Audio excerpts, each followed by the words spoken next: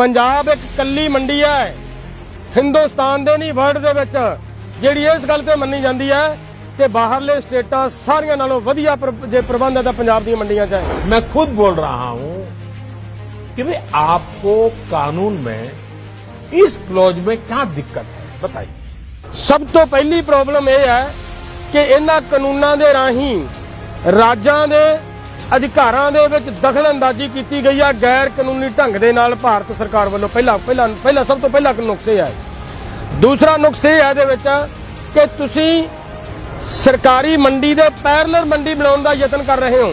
देश के किसानां नूं लुट्टण वास्ते लुट्टे जाण वास्ते प्राइवेट प्लेयर के हत्थां दे विच देण दी सरकारां दी इस कानून के राहीं नीति है और इस तरीके दे नाल किसानां नूं लुट्टिया जाना है श्रीमान जी।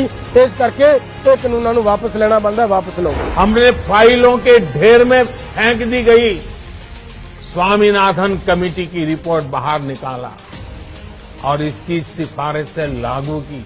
तुसीं कहा कि असीं स्वामीनाथन रिपोर्ट लागू की है।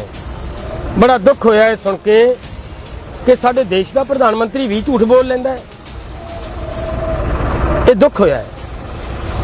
तुसीं आप याद करो प्रधानमंत्री जी, जिस वेले सुप्रीम कोर्ट दे विच मानयोग सुप्रीम कोर्ट दे विच स्वामीनाथन की रिपोर्ट नूं लागू करवाउण लई एक केस चल रहा सी ते तुहाडी सरकार ने 2015 दे विच फरोलो आपदे कागज उदों एक एफीडेविट दिता है जिस एफीडेविट दे विच यह कहा गया है कि अगर स्वामीनाथन की रिपोर्ट लागू करती तो बाजार दे विच अफड़ा तफड़ी का माहौल बन जू, देश के अंदर उथल पुथल मच जू। ये कहा सी तुसीं ते जिहड़ी लागू करन दी तुसीं गल करदे हो, जे सच्चियों लागू करती तो फिर एक काम होर कर दिओ, जे लागू कीती है तो सानूं भी यकीन आजू घट्टो घट्ट नोटिफिकेशन ते जारी कर दिओ।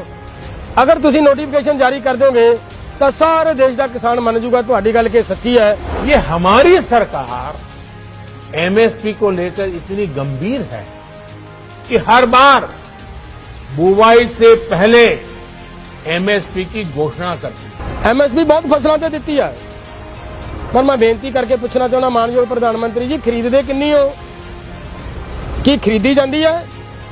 मक्की ते एमएसपी का रेट है 1840 रुपये ते किसान बेचारा बेचने लिए मजबूर होया 600 तो लैके 1100 रुपए प्रति क्विंटल तक। क्यों? एमएसपी ने दिता कुछ? एमएसपी तय करते जाओगे कोई फर्क नहीं पैना, लेकिन एमएससी की मंग करते हैं। असं ये मंग करते हैं कि एमएसपी तय होवे, एमएसपी की गारंटी का कानून बने तो एमएसपी के उत्ते खरीदण का भी गारंटी का कानून बने। असं ये मंग करते हैं ताकि साडे किसानों की फसल विके। हमने कानून में किसानों को आजादी दी है, नया विकल्प दिया है। सरकारी मंडी दे विच ही क्यों नहीं व्यापारी खरीद सकदा? किसान जे जावे बाहर बेचण वास्ते ते तुसीं व्यापारी नूं क्यों नहीं कहिंदे कि भी तू सरकारी मंडी च जा जिहड़ी चल रही है?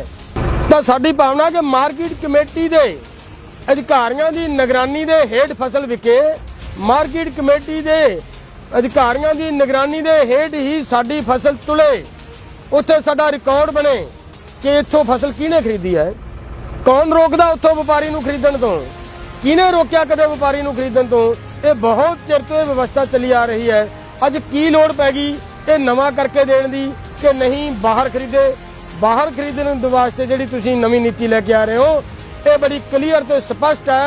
ਇਹਦਾ मतलब ये निकलदा है कि तुसीं सरकारी मंडी दे पैरलर प्राइवेट मंडी सिर्फ इस वास्ते लिया रहे हो कि हौली हौली हौली हौली किसानों नूं दूसरे सिस्टमां की तरह जिवें जियो ने सैलवन मारिया, जिवें प्राइवेट हॉस्पिटल ने सरकारी हॉस्पिटल मारे, जिवें प्राइवेट स्कूलों ने सरकारी स्कूल मारे, जिवें प्राइवेट ट्रांसपोर्ट ने सरकारी ट्रांसपोर्ट का बेड़ा गर्क किया, इस तरह तुसीं साडा मंडी का ढांचा खत्म करवाना चाहुंदे हो।